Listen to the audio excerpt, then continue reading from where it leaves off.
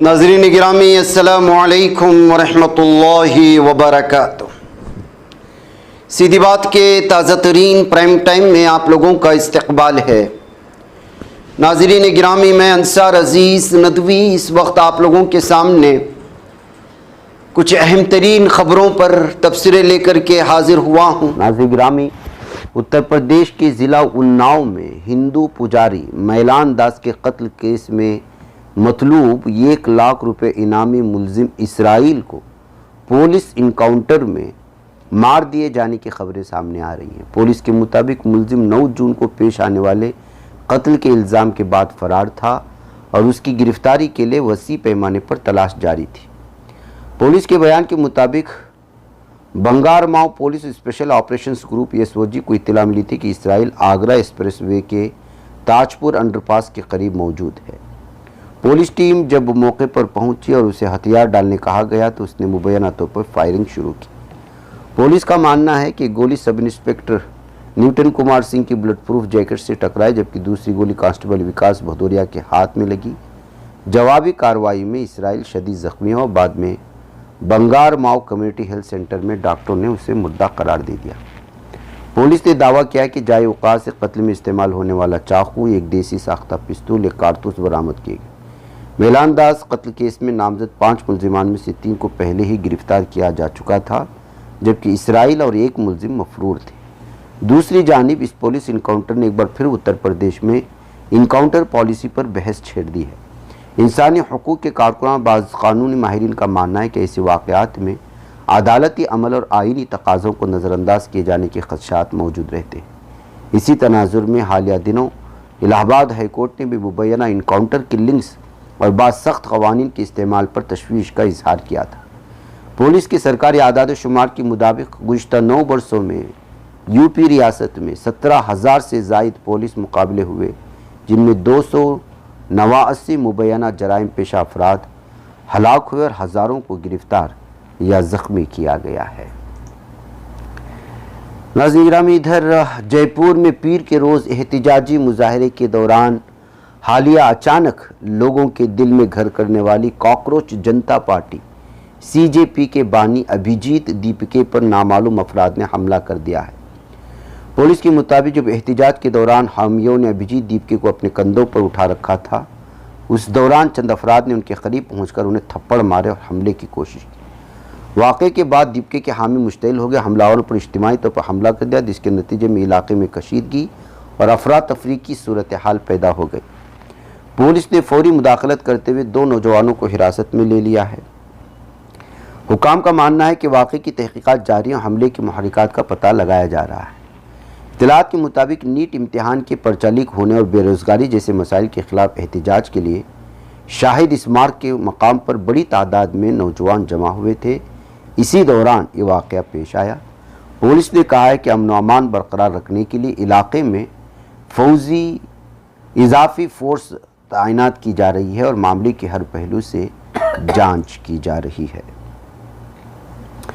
ناظرین گرامی، کس قدر دنیا ظالم بن چکی ہے اور کس طرح سے جرائم کی الگ الگ خبریں سامنے آتی رہتی ہیں، اس کی تازہ مثال اگر آپ کو بتاؤں تو 2 کروڑ روپے کی بیمہ رقم حاصل کرنے کے لیے اپنے عاشق کے ساتھ مل کر سابق فوجی شوہر سندیپ منجراگی کے قتل کے معاملے میں پولیس نے خاتون سمیت مجموعی طور پر 9 افراد کو گرفتار کر لیا ہے۔ کرناٹک کے بیلگاوی کے superintendent of police Bhim Shankar Guled نے بتایا کہ سابق فوجی سندیپ کلگاوڑا منجراگی، جس کی عمر 46 سال بتائی گئی ہے، اس کے قتل سے متعلق نقلی طبی معائنہ رپورٹ تیار کرنے اور ملزمین کو قانون کی گرفت سے بچانے میں مدد کرنے والوں کو سبھی کی گرفتاری عمل میں لائی گئی ہے۔ گرفتار شدگان میں مقتول کی بیوی سما، اس کا عاشق Pundalik Dombar, RMP doctor Basavaraj Bhasme, Belagavi commissioner دفتر کی FDA Ashok Ganjnal, forensic laboratory کے clerk Appa Saheb Naik, lab assistant Adavi Sami Math, senior scientific officer PN Nagaraj اور پنڈلیک کے 2 دوست سیلا اور راہل جوگل شامل ہیں۔ پولیس کے مطابق سندیپ منجراگی 13 مارچ کو ایک سڑک حادثے میں زخمی ہو کر ہکیری کے ایک اسپتال میں زیر علاج تھے۔ الزام ہے کہ 15 مارچ کو سما پنڈلیک نے سیلائن کی بوتل میں زہر ملا کر انہیں قتل کیا۔ ملزمین نے تاثر دیا کہ سندیپ سڑک حادثے میں زخمی ہونے کے بعد علاج کے دوران فوت ہوئے، جس کے بعد ان کی آخری رسومات بھی انجام دی گئی۔ بعد ازاں مقتول کے بھائی کی شکایت پر پولیس نے تحقیقات شروع کی۔ ابتدائی مرحلے میں سمار پنڈلے کو گرفتار کیا گیا، جبکہ مزید تفتیش کے دوران اس سازش میں ملوث دیگر 7 افراد کو بھی حراست میں لے لیا گیا۔ پولیس کا ماننا ہے کہ معاملے کی مزید تحقیقات جاری ہیں اور سازش کے تمام پہلوؤں کا جائزہ لیا جا رہا ہے۔ معلوم ہوا ہے کہ 2 کروڑ کی بیمہ کی رقم کے لیے خاتون نے یہ قتل کی سازش رچی تھی کہ شوہر کو قتل کر دیا جائے اور اس کی بیمہ کی رقم بیوی ہونے کے ناطے اس کو حاصل کر لیا جائے۔ ناظرین گرامی، خبر آ رہی ہے کہ وزارت حج و عمرہ سعودی عرب نے مملکت لانے والی کمپنیوں کی کارکردگی پر سخت نظر رکھتی ہے۔ اس سلسلے میں سعودی وزارت حج و عمرہ نے سنیچر کو ضوابط کی خلاف ورزی اور خدمات کے معیار پر پورا نہ اترنے پر 21 عمرہ کمپنیوں کو معطل کرنے کا اعلان کر دیا ہے۔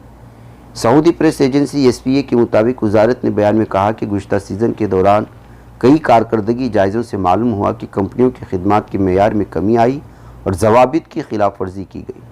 یہ فیصلہ وزارت کی جانب سے آئندہ عمرہ سیزن کی تیاریوں اور زائرین کے لیے اعلیٰ معیار کی خدمات کی فراہمی یقینی بنانے کے عزم کی عکاسی کرتی ہے۔ معطل کی جانے والی کمپنیوں میں 15 خدمات کے معیار پر پورا اترنے میں ناکام رہی، جبکہ 6 نے ضوابط کی خلاف ورزیاں کی۔ غیر معیاری اندرون کو سزا دینے کا مقصد غیر معیاری ان اداروں کو سزا دینے کا مقصد سروس پرووائڈرز کے درمیان مسابقت کو بڑھانا، کارکردگی کے معیار کو بہتر بنانا، سعودی ویژن 2030 کے اہداف کا حصول بتایا جا رہا ہے تاکہ عمرہ زائرین مسجد نبوی کے زائرین ایک محفوظ اور خوشگوار تجربہ فراہم کیا جا سکے۔